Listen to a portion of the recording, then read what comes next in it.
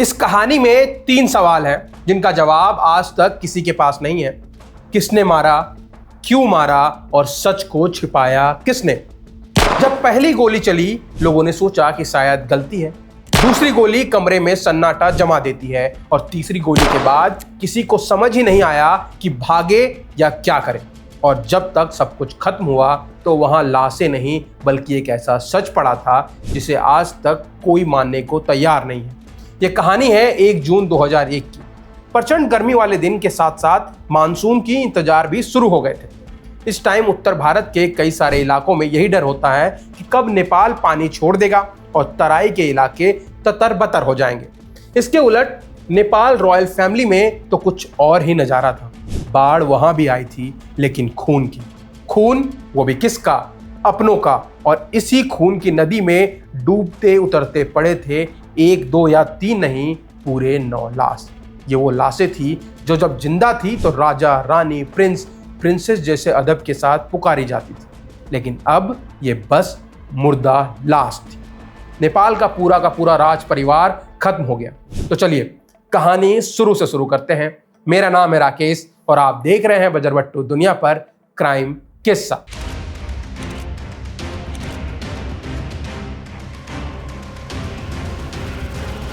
नेपाल एक ऐसा देश जहां काफी हाल फिलहाल में के टाइम पे भी राजतंत्र रहा है, पर वो अफ्रीकन कंट्रीज के राजतंत्र की तरह नहीं था। वहां का जो राजा था, जिसे लोग भगवान की तरह पूजते थे, जिसे लोग भगवान विष्णु का अवतार मानते थे, नाम था वीरेंद्र वीर विक्रम शाह देव, जिन्हें लोग किंग वीरेंद्र के नाम से जानते थे। वो ऐसे थे कि वो नेपाल के रिमोट एरियाज में भी जाकर अपने आंखों से देश का हाल देखते थे और जनता की तकलीफ को समझने की कोशिश करते थे। उस तकलीफ को बदलकर समाज को इम्प्रूव करने का भी पूरा प्रयास किंग किया करते थे। पर बस किंग ही नहीं, नेपाल की युवराज प्रिंस दीपेंद्र को भी इसी नज़र से देखा जाता था। प्रिंस दीपेंद्र वीर विक्रम सिंह यूके में पढ़ाई करके लौटे थे। उन्होंने पीएचडी के साथ साथ मिलिट्री ट्रेनिंग और पायलट की ट्रेनिंग भी करी थी। उनको गन्स का बहुत शौक था, जैसे कि राइफल हो गई, शॉर्ट गन हो गया या फिर मशीन गन हो गई, सब कुछ उनके पास थे। इसके साथ उनका एक सॉफ्ट साइड भी था, जैसे अलग अलग आम लोगों से बातें करना, आर्टिकल्स लिखना और कोई भी आदमी अगर तकलीफ में हो तो उसको अच्छे तरीके से डील करना, लोगों से प्यार से बातें करना। इसीलिए लोग उनको प्रिंस डीपी कह के बुलाते थे। मतलब प्रिंस दीपेंद्र की लाइफ में सब कुछ एकदम परफेक्ट था और वो एक अच्छा किंग बनने की तरफ अपने कदमों को बढ़ा रहे थे। मतलब ग्रूम हो रहे थे एक अच्छे राजा बनने के लिए। पर उनकी माँ को लगता था कि उनकी लाइफ में एक चीज़ की कमी है, वो है वाइफ की। पर वो शादी के लिए बार बार मना कर देते थे।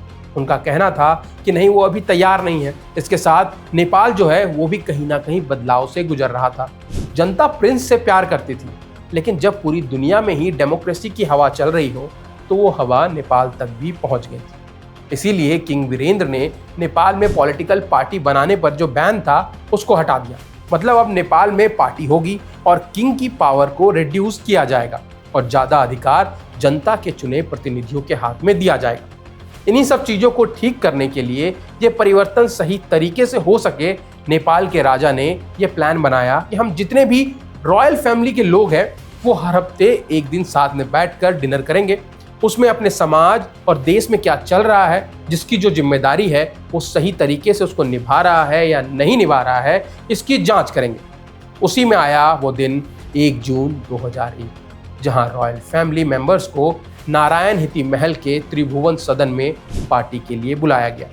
बहुत लेविश फैमिली गैदरिंग थी। इन लोगों में से एक फैमिली थी प्रिंस ज्ञानेंद्र की, जो कि किंग वीरेंद्र के छोटे भाई थे। जो नेपाल के लोग किंग वीरेंद्र को पसंद करते थे, उतना ही ज्ञानेंद्र को डिसलाइक करते थे, क्योंकि ज्ञानेंद्र अपने बड़े भाई के बिल्कुल टोटल अपोजिट थे।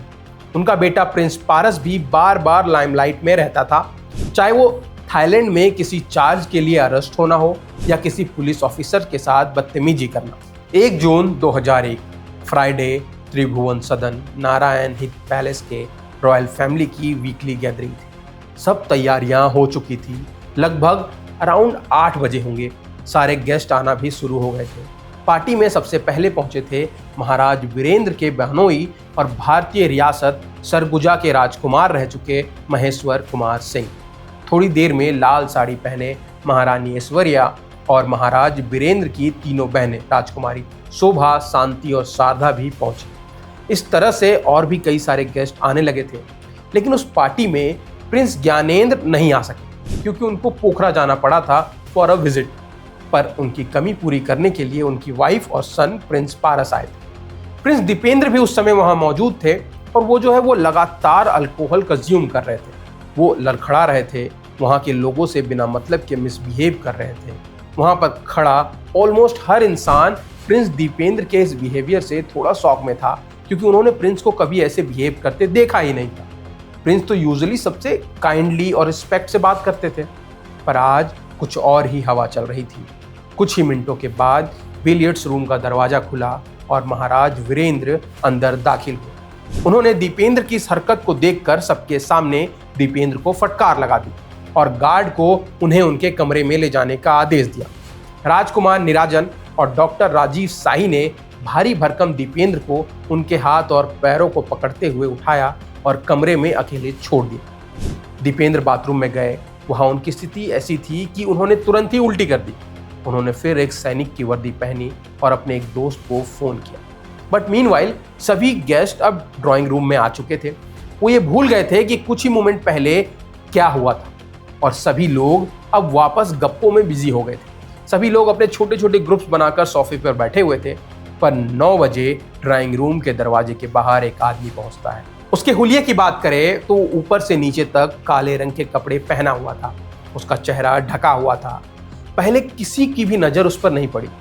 फिर जब उसने हवा में 2 बार फायरिंग की, तब लोगों को रियलाइज हुआ कि उनके बीच एक अनवांटेड इंसान है। सभी लोगों के फेसेस पर एक कंफ्यूजन वाला लुक था जो जल्द ही टेरर में बदल गया जब उस आदमी ने गन को सीधा चेयर पर बैठे हुए किंग वीरेंद्र के ऊपर तान दिया। अपने दाहिने हाथ से जर्मनी में बनी MP5K सबमशीन गन का ट्रिगर दबाया और वो गोली सीधे जाकर किंग को लगी। वहां पे ये जो चल रहा था उससे सब कोई बहुत हॉरिफाइड फील कर रहे थे। कुछ लोग फ्रीज हो गए थे क्योंकि उन्हें समझ ही नहीं आ रहा था कि आखिर यहाँ पर हुआ क्या। अब किंग चेयर पर घायल पड़े हुए थे, पर तभी उन्हें गन रिलोड करने की आवाज़ सुनाई दी। वो मास्क मैन वापस आया और इस बार अपने हाथ में कुछ मशीन गन लेकर आया। उसने बिना टाइम वेस्ट किए फायरिंग करना स्टार्ट किया।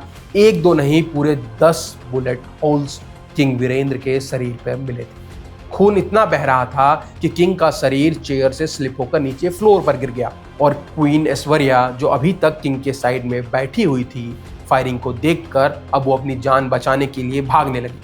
मीनवाइल रूम में जितने भी गेस्ट थे उस समय उन सब पर गन की फायरिंग चल रही थी और सब भागने की कोशिश कर रहे थे।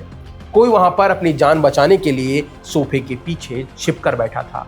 फिर कुछ लोग वहां पर कबर्ड के पीछे छुप गए। किसी को भी नहीं पता था कि आदमी कौन है, इसका मोटिव क्या है, लेकिन सबको ये चीज अच्छे से पता चल गई थी कि उस टाइम पर इस आदमी के ऊपर खून का भूत सवार है। मास्कमैन ने इस मशीन गन से पूरे रूम में अंधाधुंध फायरिंग स्टार्ट कर दी।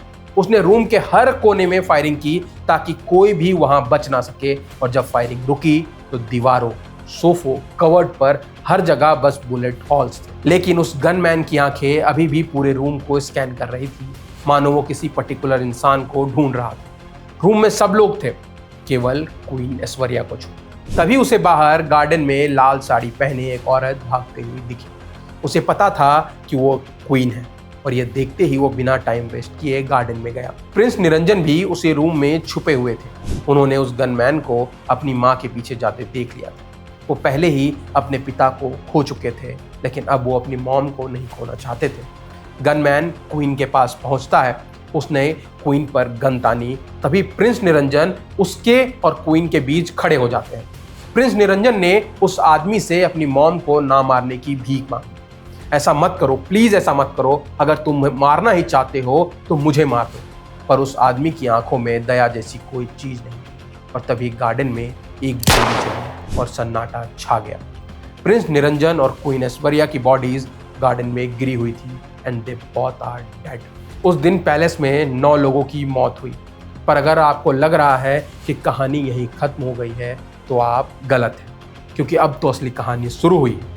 अब पुलिस जब क्राइम सीन पर पहुंची तो they are shocked. In total 8 लोग मरे पड़े थे। अब आप रुकिएगा, क्योंकि आप सोच रहे होंगे कि मैंने शुरू में बताया था कि 9 लोग मरे थे, लेकिन यहाँ 8 बॉडी।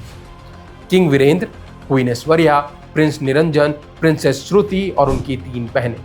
पुलिस के दिमाग में सिर्फ एक ही सवाल था कि इतना कुछ हो गया, इतनी गोली चली, इतने लोग चिल्लाएं, लेकिन प्रिंस दीपेंद्र कहाँ हैं? क्या उन्होंने कुछ सुना नहीं? पुलिस ने उनको बेडरूम में देखा, लेकिन वो वहाँ नहीं थे। पुलिस ने हर जगह ढूंढा, लेकिन तभी उन्हें गार्डन के पास वाले फुट ब्रिज पर एक बॉडी और मिली। बॉडी के पास खून फैला हुआ था, चेहरा ठीक से दिखाई नहीं दे रहा था, लेकिन जब पुलिस ने बॉडी के फेस को ध्यान से देखा, that was prince Dipendra himself. उनके सर पर गोली मारी गई थी, but he was still breathing. उन्हें जल्द ही हॉस्पिटल ले जाया गया, क्योंकि उन्हें बचाना बहुत ज़्यादा ज़रूरी था, क्योंकि वो एक लौते मेंबर थे किंग्स फैमिली के जो अभी भी जिंदा थे। उनका इलाज चालू हुआ, उनकी जान तो बच गई थी तभी के लिए, पर उनकी ब्रेन डेड वाली स्थिति बनी हुई थी। अगले दिन नॉर्मली बिजी और चहल पहल वाला नेपाल बिल्कुल शांत हो गया।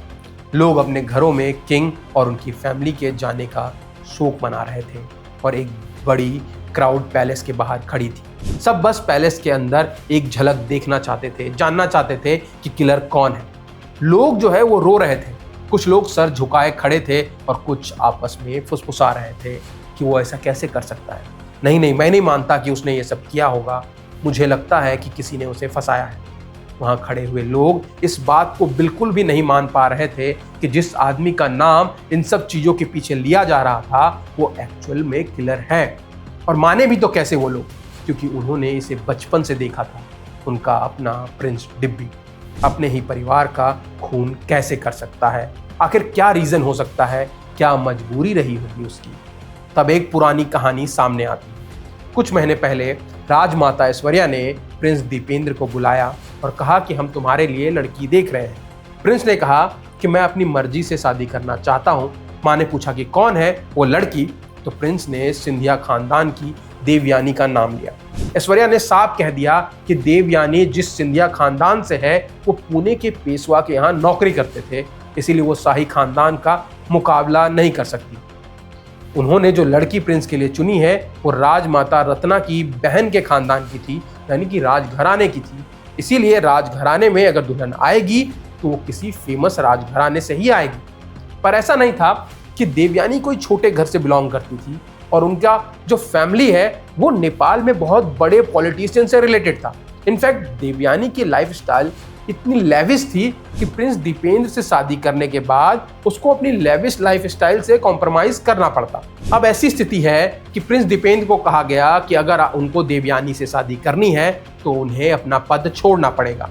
दीपेंद्र इसके लिए तैयार हो जाते हैं, लेकिन देवयानी उन्हें कहती है कि नहीं, वो ऐसा नहीं करे, क्योंकि कहीं ना कहीं उसके मन में ये मोह था कि उसको नेपाल की रानी बनना है। अब दीपेंद्र का एक अलग ही पहलू भी लोगों के सामने आता है। दीपेंद्र जो बहुत सॉफ्ट हार्टेड लोगों के सामने दिखते थे, वो क्या वैसे थे? क्योंकि एक कहानी है कि उनको बहुत शौक था जानवरों का शिकार करने का। बतख हो गए या नॉर्मल पक्षी हो गए, उनको मार कर दीपेंद्र को बहुत खुशी मिलती थी। उसका ये नेचर भी लोगों के सामने आने लगा था। ये सारी कहानियाँ दीपेंद्र के बारे में बाहर आने लगी थी कि राजघराने की यही प्रतिष्ठा की लड़ाई इस रूप में तब्दील हो गई और ये खूनी अंजाम लोगों तक पहुंच गया। पर अब कोई नहीं था, इसीलिए प्रिंस दीपेंद्र को ही राजा घोषित किया गया। इस कहानी के बाद भी सब लोग बस इंतजार कर रहे थे और प्रे कर रहे थे कि उनके जो नए राजा हैं वो बस बच जाए। पर 2 दिनों के बाद उनका देहांत हो जाता है और फिर नेपाल नरेश बने भाई ज्ञानेंद्र, जो कि राजा के भाई थे। उनके राजा बनते ही एक अलग ही कहानी लोगों के सामने आने लगी। वो कहानी थी कि एक तो क्यों ज्ञानेंद्र उस दिन वहां पर नहीं थे, और दूसरी ये कि जब हादसा हुआ तो राजकुमार पारस शाही महल में मौजूद थे, लेकिन उन्हें खरोच तक नहीं आई। ये कैसे हो सकता है? तब ये थ्योरी जो है वो साफ होने लगती है, और ये भी कहा गया कि दीपेंद्र ने नहीं बल्कि उनके वेश में 2 नकाबपोशों ने गोलियां बरसाई थी, और बाद में दीपेंद्र को भी मारकर उसकी बॉडी वहां ले जाकर रख दी। और कई सारे सवाल थे। हर रोज पैलेस में इतनी सिक्योरिटी रहती है, लेकिन उस दिन सिक्योरिटी इतनी कम क्यों थी? पुलिस ने विक्टिम्स की बॉडी का पोस्टमार्टम क्यों नहीं किया? और अगर प्रिंस दीपेंद्र उस दिन इतने नशे में थे तो प्रिंस दीपेंद्र का ड्रग टेस्ट क्यों नहीं करवाया गया? और प्रिंस दीपेंद्र राइट हैंडेड थे, लेकिन उनके सर के लेफ्ट साइड में गोली लगी थी। How is that possible? अगर कोई इंसान खुद से अपनी जान लेने की कोशिश करता है, खास करके गोली से, वो 3 जगह अपने आप को गोली मारता है। पहले तो इनसाइड ऑफ माउथ, दूसरा चिन के नीचे, या फिर अपने डोमिनेंट साइड के टेम्पल पर यहाँ तो प्रिंस दीपेंद्र का लेफ्ट साइड पर गोली लगी थी। ऑल्सो एक चीज जिसे लोग किंग ज्ञानेंद्र को इन्वॉल्व करने की जो थ्योरी थी उसको सही मानने लगे थे कि इन्वेस्टिगेशन रिपोर्ट जो प्रेस में रिलीज की गई थी, उसको रिलीज करने से पहले किंग ज्ञानेंद्र ने उसको चेक किया और फिर उस रिपोर्ट को रिलीज किया। और रिपोर्ट रिलीज होने के बाद भी न्यूज वालों से क्वेश्चन पूछना अलाउड नहीं किया गया। और यही सब कारण बना जो कि राजा बनने के बाद कुछ ही टाइम के बाद राजशाही अधिक दिनों तक चल नहीं पाई और 2008 में नेपाल का राजशाही समाप्त होने के बाद उनसे नरेश के सारे अधिकार छीन लिए गए। आज 25 साल उस घटना के बीत चुके हैं, पर आज भी राजा के परिवार का कातिल कौन था, इस सवाल का जवाब नहीं मिल पाया। होता है ना, हमने फिल्मों में देखा है कि किस प्रकार एक जो सत्ता की लड़ाई है वो पूरे के पूरे परिवार को खा जाती है। ये कहानी उसी फिल्म की तरह लगती है, लेकिन ये सच है। अगर आपको ये वीडियो पसंद आया है तो इसको लाइक करें, और अगर आपको क्राइम की कहानियाँ पसंद है तो आप हमारे प्लेलिस्ट को जाकर चेक कर सकते हैं। इसके साथ एक कहानी और है जहाँ एक लड़की ने अपने ही परिवार के 7 लोगों को अपने प्यार को पाने के लिए जान से मार दिया। अगर आपको वो वीडियो देखनी है तो आप यहाँ जाके क्लिक कर सकते हैं, और ऐसे ही वीडियोस के लिए जुड़े रहें हमारे साथ। सब्सक्राइब करें बजरवट्टू दुनिया को। मिलते हैं अगली एपिसोड में नई कहानी के साथ। तब तक के लिए नमस्कार।